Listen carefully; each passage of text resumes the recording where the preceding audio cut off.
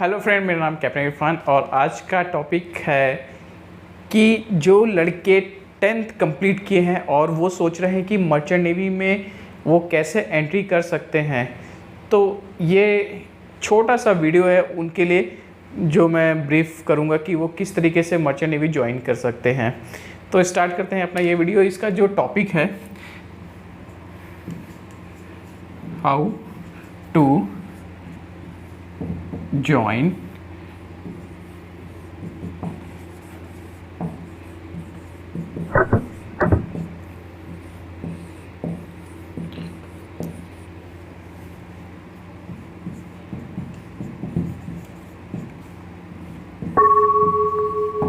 देखिए, सिंपल सा एक टॉपिक है ये, how to join merchant navy after 10th।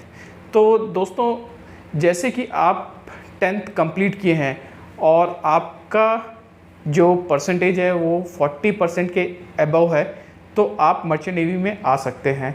Merchant navy में तो फ्रेंड, सबसे पहला जो रहेगा वो सेलर का रहता है। जैसे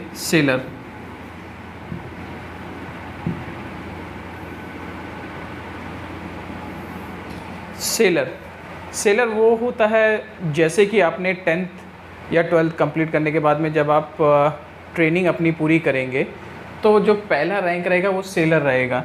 अब जब आप सेलर रहेंगे तो इसमें आप 3 डिपार्टमेंट में जा सकते हैं। अब डिपार्टमेंट क्या रहते हैं, जैसे कि एक हो गया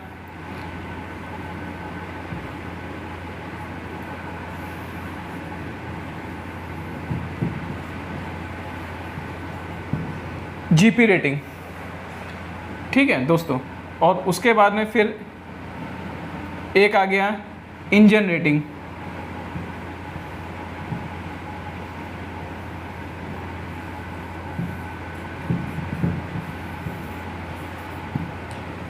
जीपी रेटिंग हो गया, इंजन रेटिंग हो गया। अब एक और आ गया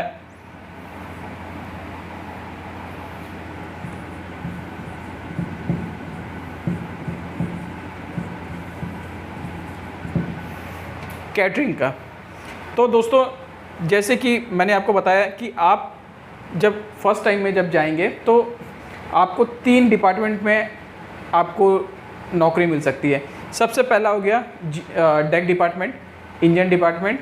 और तो फ्रेंड, समझ लीजिए, जैसे जीपी रेटिंग का मैंने वीडियो भी बनाया है, आप वो भी देखेंगे तो उसमें आपको पूरी चीज़ के बारे में पता चल जाएगा कि जीपी रेटिंग होता क्या है।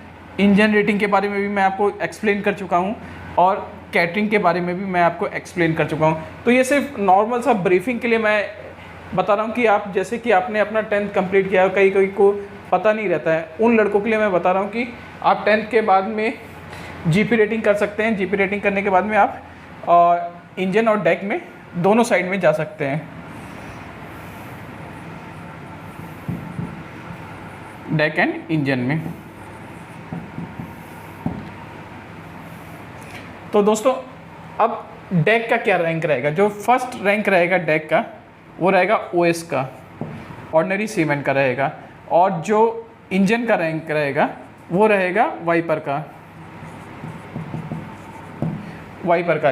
ये 2 रैंक रहेंगे जब आप फर्स्ट टाइम में शिप के ऊपर में जाएंगे।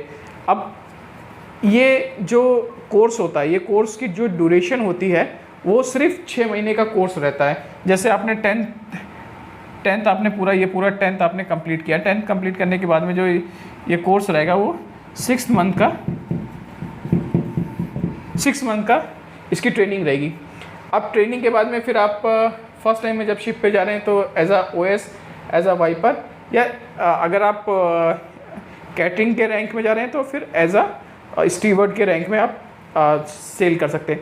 अब एक और इम्पॉर्टेंट चीज़ मैं बता देता हूँ कि फिर आपके पास में कौन कौन से ऐसे डॉक्यूमेंट्स होंगे जिससे कि आप मतलब शिप के लिए एलिजिबल रहेंगे। तो सबसे पहला होता है इंडोस नंबर।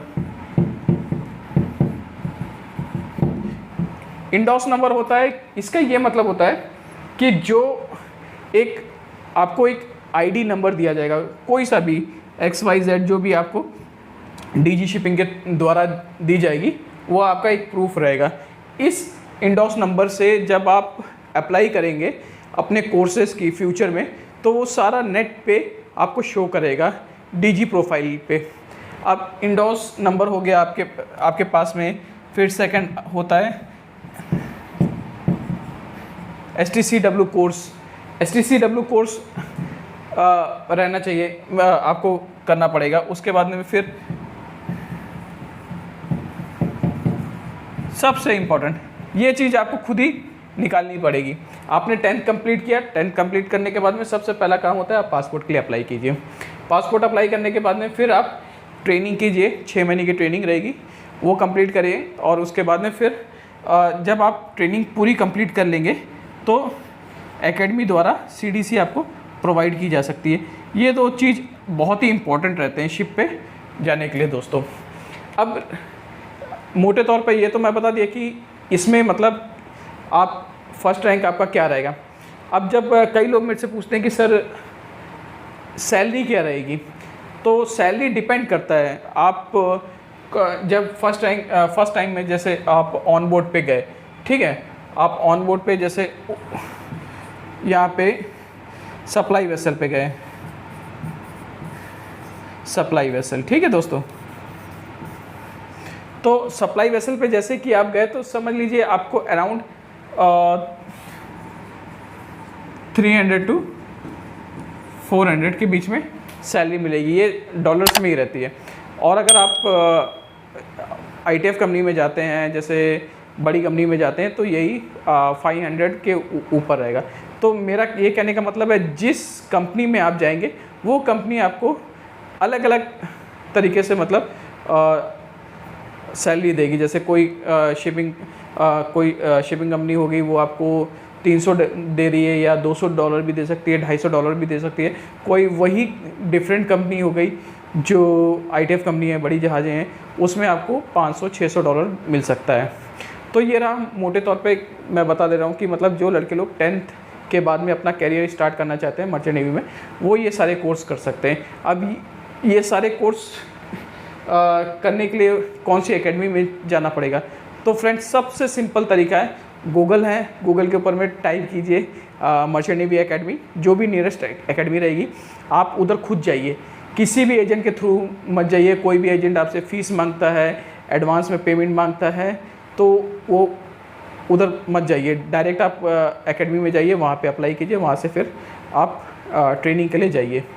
तो होप करता हूँ आपको ये वीडियो अच्छा लगा हो तो कमेंट और लाइक ज़रूर कीजिएगा। Thank you so much.